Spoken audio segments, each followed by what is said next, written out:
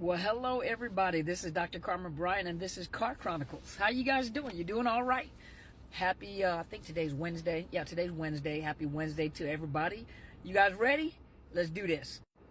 Now, you guys heard me talk about this before, but the question is what happens when you fall in love with the illusion? You got to remember, and I did a video before. I can't remember when I can't recall. When I can always remember, I can't recall when I did this video, but I talked about, when you meet a narcissist, oftentimes, most of us are not looking around waiting to see whether that person is a narcissist. Now that we have more knowledge and more information, now we're beginning to pay more attention to the people we meet, their behaviors. At one point in time, we kind of walked into it ignorantly, thinking that we were protecting ourselves. But now that there's more knowledge, we've had more experiences, we are more aware, and we're paying more attention to how people treat us, the things that people are saying, but in the very beginning, for most of you guys, you don't enter into a relationship or friendship, with the assumption that that person could be a narcissist, which is different now. We assume that everybody is guilty until proven innocent, but the thing is that when a narcissist meets you, one thing that they do in the process of idealizing you and love bombing you is that they want you to talk so that you can lay out the script of your life. They need to know what role they need to play in the movie of your life, and so you tend to talk a lot and begin to you lay out the script of your life.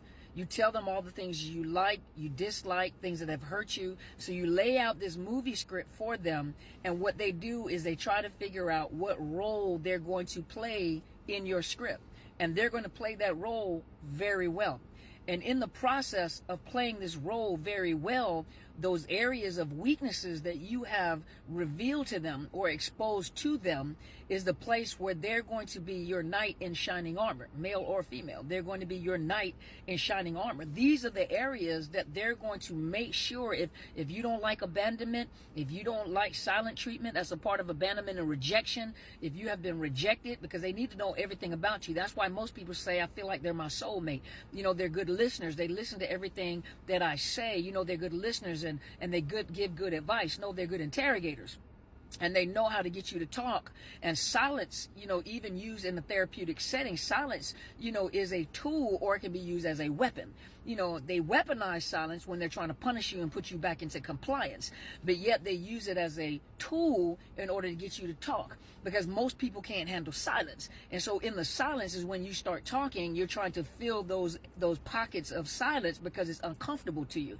And they know that, and they use the silence to get you to talk. Even when they pick up the telephone and they're like, yeah, it's me.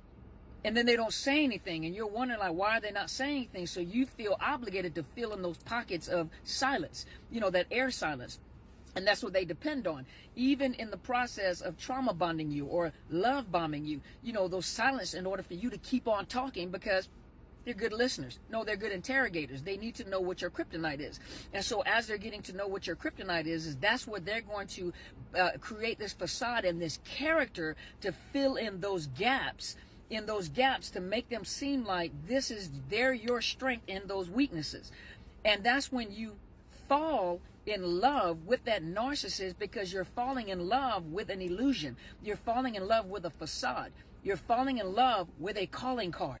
Some of you have been with this narcissist for so long, and you can go out to dinner with them. You wake up every morning, you may look at them, and on one hand, you're still in love with the person that they presented to you. And in your mind, you're thinking, but I know what they used to be, for better or worse. They use that against you anyway, for better or worse. Right now we're going through bad times, but I know what he or she has presented to me, so I know what their capacity or their capabilities are. I know where they used to be. And you're still in love with the facade that they presented to you. You're in love with the character that they presented to you. You're in love. It's almost like a motion picture. When we go to the movies, they show like the previews to all these movies that are coming out. Sometimes, think about it for a minute. Sometimes those previews are bomb.com. The previews are so good it make you want to go see the movie. Then when you go see the movie, you come out like, dang, they put a lot of effort in the previews, but the movie sucked. The movie was garbage. It was the previews that were really good. They really presented those previews. That's what that narcissist does. They present this bomb preview. And while you were in the situationship, you have become trauma bonded to this individual. You have become addicted to this individual. And some of you guys, I know I did, you're sitting there looking at them and you're in love with what they presented. You're in love with the preview, but you're looking at the person and in your mind you're thinking, I can't stand this person. I can't stand the way that you chew. I can't stand all that smacking. I can't even stand your face. You stink.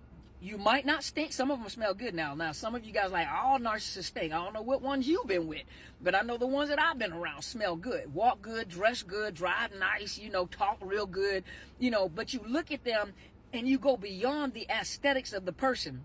And you begin to realize, because the real person is what you're experiencing in private. Most people don't see that. And you look at them and in your heart, let's be honest, some of you guys begin to hate this individual. You can't stand this person, but you can't imagine life without the person. And you have this cognitive dissonance. On one hand, you know the facts. You look at them, you know they're no good for you. You can't stand them. You don't want to be in a bed with them. You don't want to be in the same place with them. You don't want to introduce them to people around you. The job that you have, you don't want to bring them to any of your functions because you're embarrassed of being connected with this person. I lived in embarrassment for a long time while I was married. I was embarrassed. I didn't want them to associate me with him.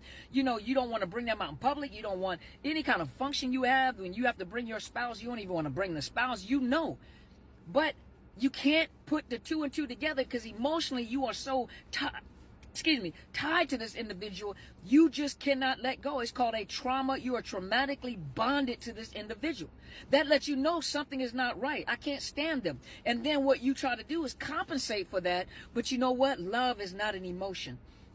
Love is not an emotion, and I really love you. Might really love that person, but you can't stand being around them. You can't stand smelling their breath. You don't like anything about it. You just look at them, and they start to mirror your facial expressions, and you don't even know you have microexpression. And some of your microexpression, when they're talking, you're like, and you don't even realize you're doing it because your muscles, the muscles in your face, your microexpressions are expressing what is in your subconscious mind or what it is that you're thinking, and you don't even realize that you just did it. And what they do is they mirror you and they start to do it on purpose right back at you. And then you're looking at them like, what's wrong with you? Why do you look at me like that? I don't know what you're talking. Now they gaslighting you. I don't know what you're talking about. What do you mean? And it's just the disgust that they have in their face, and you're wondering where it comes from. Some of them are mirroring you, and you don't even realize you have these microexpressions because you can't stand them. But yet you have fallen in love with an illusion, with a preview to a movie, and the movie sucks. The movie is horrible. It shows as they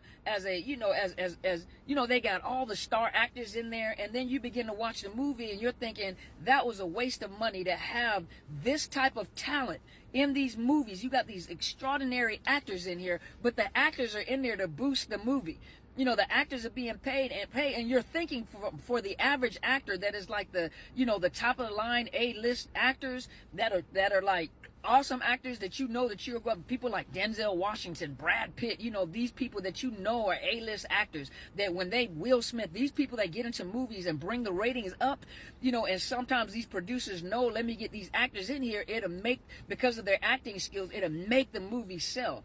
And then you get them in these movies, and the movie is garbage. Now, I'm not saying they get in there and act, because most of the actors that I just mentioned are A-list actors, and they're going to make a movie good. But just imagine that you're putting these A-list actors in a movie, and the movie still sucks. The preview is the best part of it with them in it, but the movie itself is garbage, and that's exactly what you have connected to.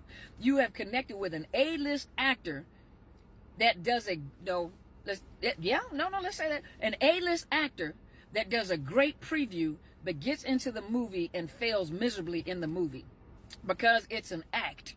It's an act. It is a preview.